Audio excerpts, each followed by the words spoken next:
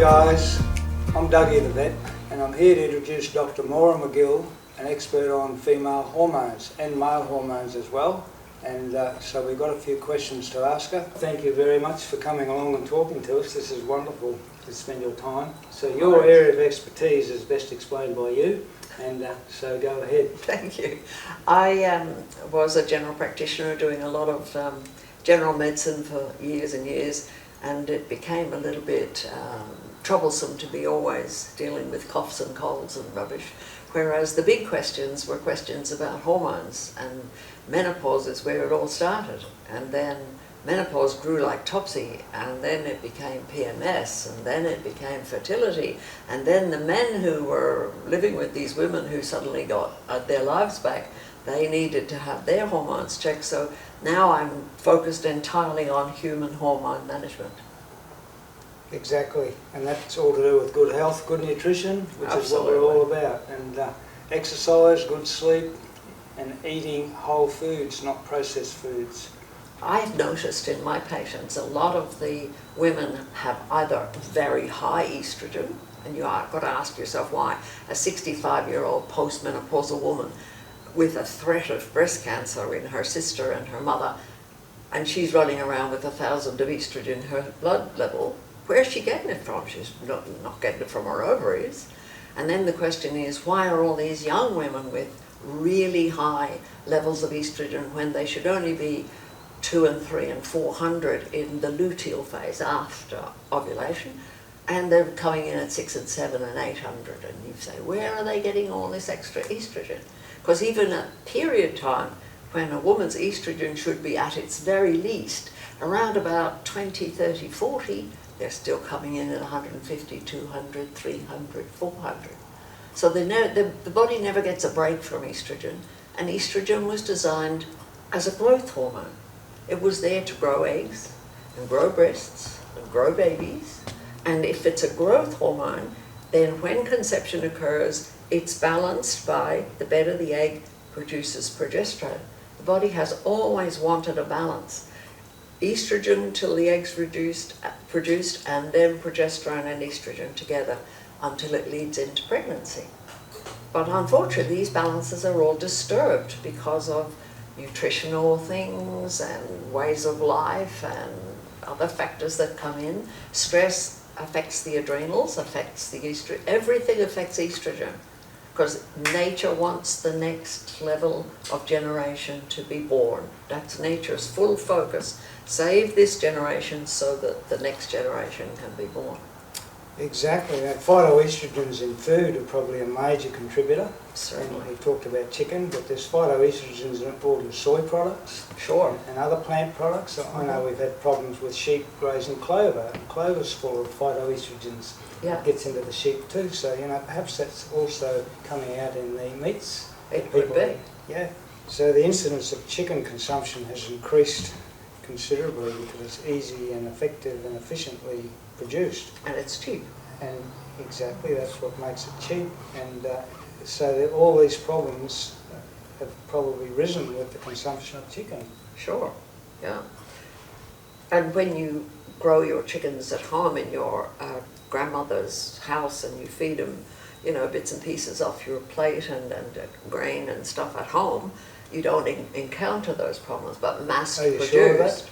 Well, I'm not sure of that, but in the days when people only ate chicken at Christmas or as a treat, we didn't have these problems of endometriosis, and we didn't have... Because it wasn't fronted up every day. It wasn't fronted up every day. And now it was always the Sunday roast once a month or something that, because it wasn't that common only. But factory-produced chicken, and the question is factory-produced chicken higher in estrogens than backyard chickens? We would have to look at that. Yeah. Well, my patients are not eating backyard chickens. I think I have one patient who's on a farm out somewhere, but the rest of them are all eating from the factory chickens. Yeah, factory chickens. Yeah, that's interesting. And I've seen their levels drop from 4, 5, 6, 700 down to 200 in the correct phase of the cycle when they give up chicken, and they hardly believe it. I say, there are your results. Look at the difference. That in March you had this, and in June you have this, and they have nowhere to go but say, well... And the only change is the chicken Chicken. consumption. It's the only thing I gave up because you were giving me such a hard time, Dr McGill. And there are phytoestrogens, particularly in the soy products that people never think about, are the soybean products. I mean, Asians now who are eating a westernized diet still like their Asian food, but they're dousing it in soy sauce and soybean products and raising their estrogen levels. Yeah. Time was when Orientals didn't have a menopause or a PMS problem or an endometriosis problem because they had very decent and ordinary levels of estrogen, but now they're eating a Western diet, now they're getting the same problems that the Westerners have had all the time. And then we don't hear a lot about xenoestrogens, but there are products like diesel, petroleum products, glues, adhesives and varnishes, plastics, things that give off fumes. And I remember at one point I bought a motorhome, and it was a brand new motorhome, it was fantastic, I loved living in it, but I had to stop sleeping in it because the adhesives and all the glues that were keeping it together were giving me high estrogens, and I was postmenopausal at that time. So what I did is I lent it to a friend who just left it in the open air with all windows open, and it burned it out. We got the hot sun to burn it out of it for about 3 months, and then it was fine. So xenoestrogens are important factors as well. The byproduct of excessive hormones, particularly estrogen, means that a lot of the women who are seeking fertility are bothered by endometriosis, which they've mostly had for years and multiple operations to get rid of it, because as estrogen grows the tissue inside the womb, that tissue goes out through the tubes and gets deposited all over the gut and the bladder and everywhere, causing extreme pain because that tissue bleeds every month. And the stomach was never supposed to have blood in it, but it can't get out the usual channel, so it bleeds in place, causing endless pain. Now, if you can cut back the estrogen, that bleeding will be less. Can't be zero, but it will be less. And also the woman is much more likely to conceive because during pregnancy, endometriosis doesn't bother you. This particular premises where my practice is now, I have been for 6 years and 3 months, so that's 75 months. And in that 75 months, we've had 92 babies born. So something is right about correcting the hormones. Men have hormonal issues. Doug's an example, a very good example, but if you go on the golf courses of Australia, you will see all the men with the man boobs. And they are not healthy to look at. I do the same tests on men as I do on women, knowing that the range of the results is, of course, different.